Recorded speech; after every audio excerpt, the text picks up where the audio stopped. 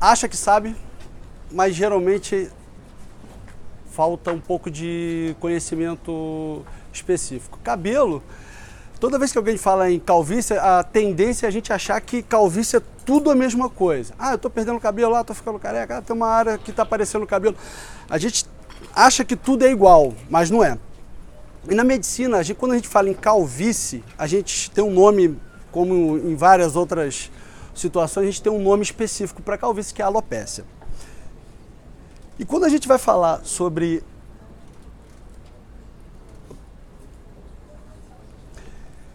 E quando alguém chega com uma queixa, eu tô sem cabelo numa área, tá caindo o cabelo, não é a mesma coisa. Aqui a gente vê, são imagens da internet, a gente vê calvície, casos de perda de cabelo em áreas que era para ter cabelo, só que são causas diferentes. Então, a primeira mensagem que a gente tem que ter dessa conversa que a gente está tendo é o seguinte: se está faltando cabelo no lugar que tinha que ter, seja na cabeça, seja na sobrancelha, barba ou qualquer outra parte do corpo, o que tem que ser feito? Um diagnóstico. E esse diagnóstico, a gente tem que procurar um profissional que vá fazer o diagnóstico. Por quê?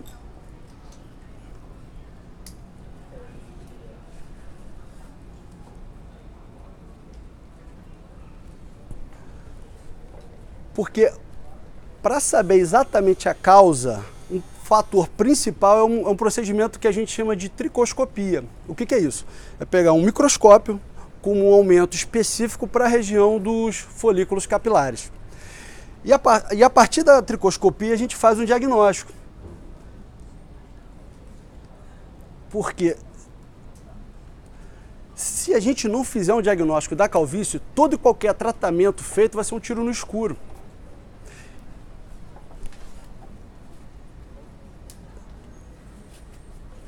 Então,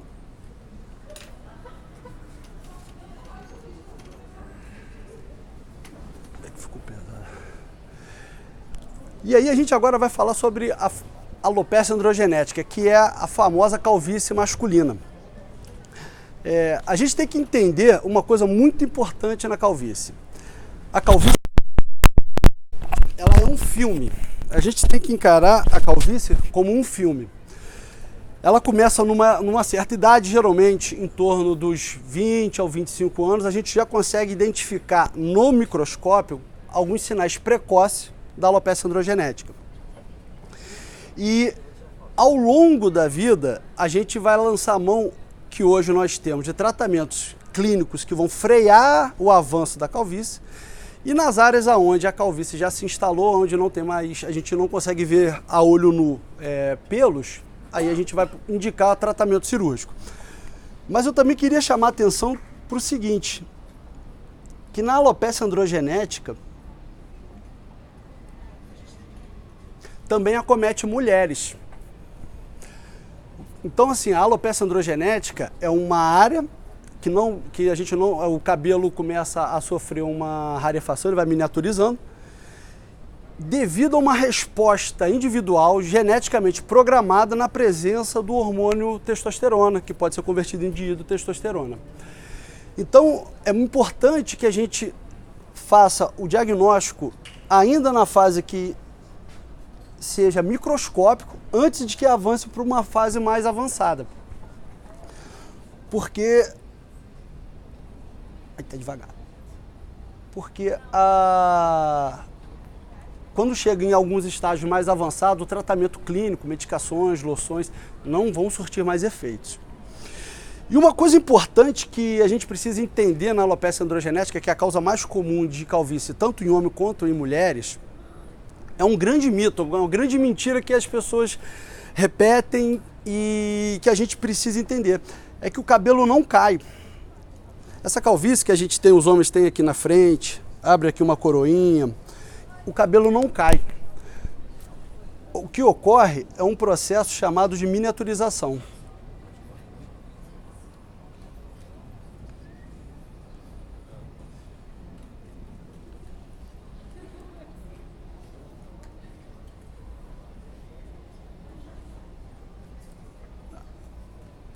Então, como é que é isso?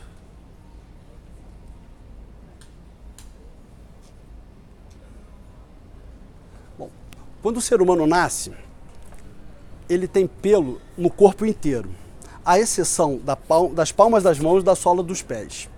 E na região da glande nos homens e nos pequenos lábios da mulher. O resto tem pelo em tudo. Só que só vai ter pelo visível a olho nu na cabeça, nas sobrancelhas e nos cílios. Mas se a gente colocar o microscópio no corpo todo de uma criança, a gente consegue identificar os pelos. Mas só que esses pelos eles são miniaturas. A gente tem um nome técnico para chamar de pelo tipo velos, mas seriam os pelos infantis. E qual é a diferença entre um e o outro?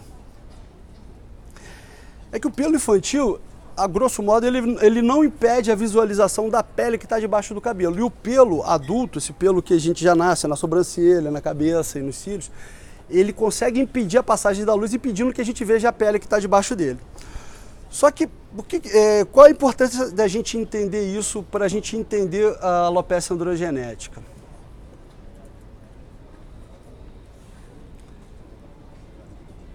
E acaba sendo até um dos paradoxos da alopecia androgenética. É o seguinte, se a gente pega um garoto antes da puberdade, ele só vai ter pelo nesses lugares que eu falei, na sobrancelha, na cabeça e nos cílios.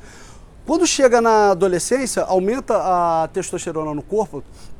O que vai acontecer? Vão crescer pelos em outros lugares. Não é que o pelo surge, ele já existe.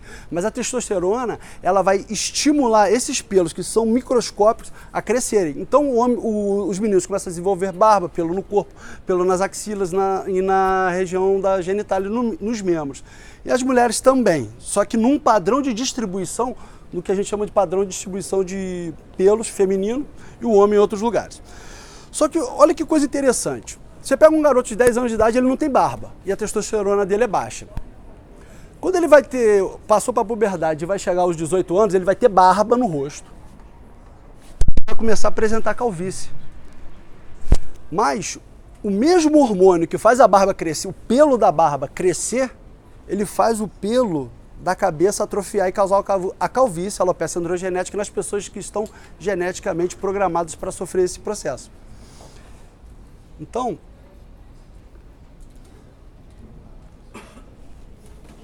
devagar.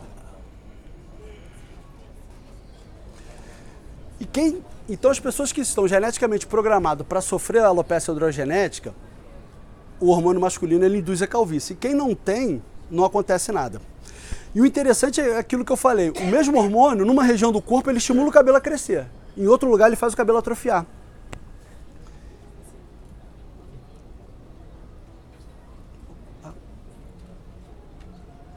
E o nome desse processo de atrofia é o processo que a gente chama de miniaturização. A gente tem um folículo que produz um cabelo grosso, pigmentado, com comprimento, com crescimento regular, através da ação da dihidrotestosterona, que é a testosterona com uma maior potência, digamos assim, ele vai ao longo dos anos estimulando o cabelo a sofrer uma atrofia. Então, um folículo que tenha 2, 3 fios, ele começa a produzir apenas um fio, e depois esse único fio começa a ser mais fino, mais fino, mais fino, até ele se tornar imperceptível a olho nu. Então, isso daí vai ser um dos alvos do tratamento. E é importante que a gente entenda que o cabelo não vai cair. Porque quando o cabelo começa a cair, a gente tem que pensar em outras patologias, e não essa, que é a alopecia androgenética.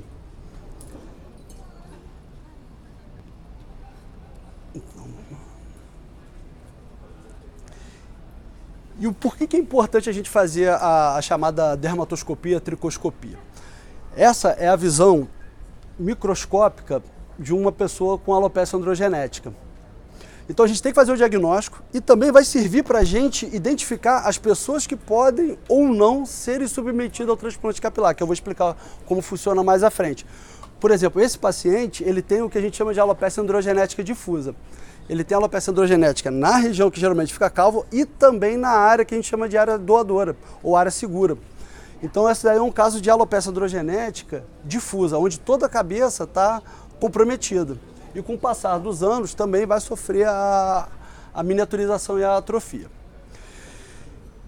E tudo isso que eu expliquei é importante vai ser importante para a gente traçar um plano de tratamento. Por quê? Ainda hoje não existe nenhum tratamento, a não ser o tratamento cirúrgico, que faça, aonde o cabelo já miniaturizou, já é uma miniatura, ele voltar a ser um cabelo que cresça, um cabelo grande, né? Não existe nenhum tratamento. O que nós temos hoje, em termos de tratamento clínico, são tratamentos para frear a progressão dessa miniaturização, desse afinamento que os folículos vão sofrendo. E é importante que esse tratamento seja feito no início do aparecimento dos sinais da calvície. Porque quando já chega naquele estágio onde já aparece a área da pele, da cabeça e já está careca, o tratamento clínico não vai resolver muito, ou não vai resolver nada. Então é importante o diagnóstico precoce, e aí que a gente conversa com o Gabriel, porque muitas pessoas começam a querer, vêm no dermatologista para começar o tratamento clínico numa fase tardia que já está indicado o transplante. Então o ideal é que seja feito um diagnóstico mais precoce possível, se a pessoa tem histórico na família de calvície, o mais breve possível, para que os efeitos do tratamento com medicamentos, loções, a tricologia, vá poder surtir efeito para frear o processo. Ô, João. O clínico é finasterida? Também. Eu vou falar mais agora nesse próximo slide. Isso é o que a gente tem hoje de tratamento clínico para alopecia androgenética. Então a gente tem o minoxidil, que é uma medicação que engrossa o cabelo e estimula o crescimento capilar. A gente tem a finasterida e também tem a dutasterida, que são medicações que inibem a enzima que converte a testosterona em dihidrotestosterona, que é um hormônio que ele potencializa o processo da calvície.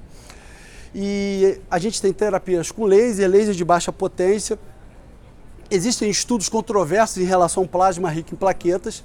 E aqui eu chamo a atenção para uma coisa muito importante, que são os cuidados com o couro cabeludo. Que aí é o trabalho do pessoal da tricologia, porque a alopecia androgenética ela pode ser piorada caso o couro cabeludo não tenha saúde. Então, dermatite seborreica, excesso de oleosidade, ressecamento excessivo do couro cabeludo, tudo isso pode acelerar o processo que a alopecia androgenética venha a causar.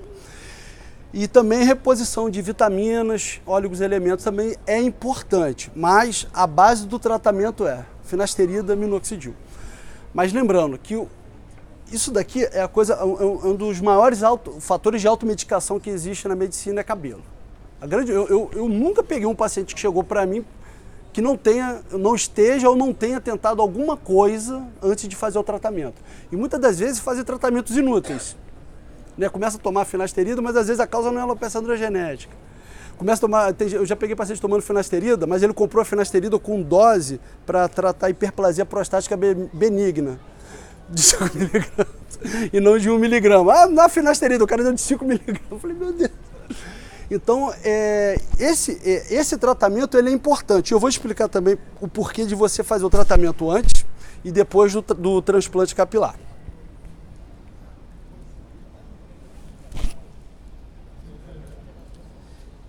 E quando a gente chega num estágio que não tem mais cabelo, a gente não consegue mais ver cabelo, tá careca, a gente tem basicamente 3 possibilidades.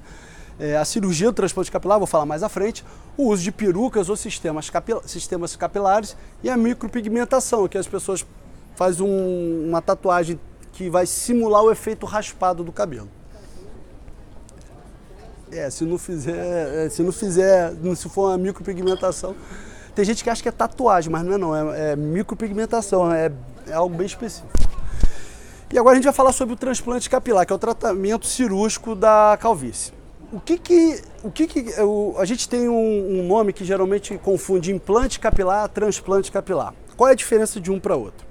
O transplante capilar consiste na transferência de folículos capilares de uma região que não tem calvície para outra que tem calvície.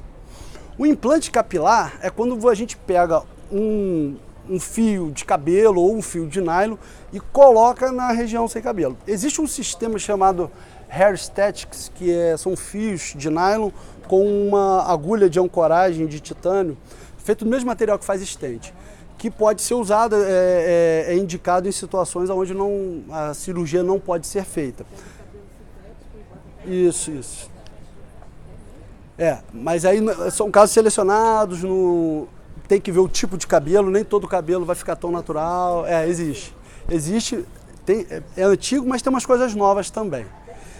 Então o transplante capilar ele vai consistir em pegar o folículo capilar. O que é o folículo capilar? É o órgão que produz cabelo. Então, o transplante não é pegar o fio de cabelo, senão arrancava um fio de cabelo daqui, pegava um fio de cabelo de outra pessoa e colocava. Então a gente transplanta um órgão que é composto de vários tipos celulares para a região que está sem cabelo. E aí vem sempre uma pergunta muito comum: poxa, eu posso pegar o cabelo de outra pessoa e botar? Não. Por quê? Quando a gente transfere o folículo é um órgão, ele tem várias células, e o organismo, quando você colocar de um organismo para o outro, de um corpo para o outro folículo, o organismo do corpo que recebeu vai atacar e vai causar uma rejeição. E aí não é um procedimento viável fazer isso. Eu já ouvi falar que seria possível em gêmeo monozigótico, que tem o mesmo DNA, porque aí o receptor dos linfócitos lá que são responsáveis pela rejeição não identificaria, mas eu nunca vi ninguém que tenha feito isso. O primeiro transplante renal do mundo foi eu já vi o Gino Rigotti, o Roger Cury, ele já fez um transplante de gordura de uma irmã gêmea para outra. O primeiro transplante com sucesso, em 1971, foi o irmão gêmeo, não precisava de imunossupressão. Por isso que aí vive mais tempo, né? Então existem basicamente, quando a gente fala de transplante capilar, a gente tem 3 fases da cirurgia. A primeira fase é coletar o folículo, a segunda fase é identificar se o folículo está adequado, preparar ele, e a última fase é inserir o folículo na área calva. E aí a gente tem 2 técnicas que são usadas para retirar o folículo. Uma técnica, a gente remove uma faixa de pele com o cabelo da própria cabeça, leva no microscópio, separa, aí técnicos especializados separam os folículos individualmente para depois colocar na área calva. A cicatriz resultante é uma cicatriz linear.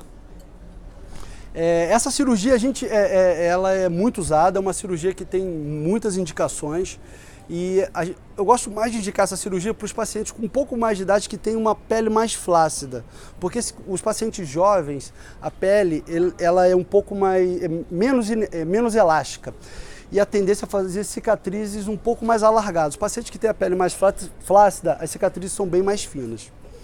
E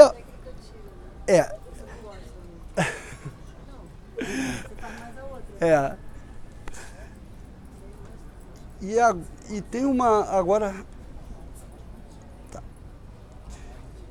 E a outra técnica que é conhecida como FUE, que é a extração de unidade folicular, a gente vai utilizar bisturis circulares, microscópicos, com menos de 1 milímetro de diâmetro, para extrair individualmente cada folículo.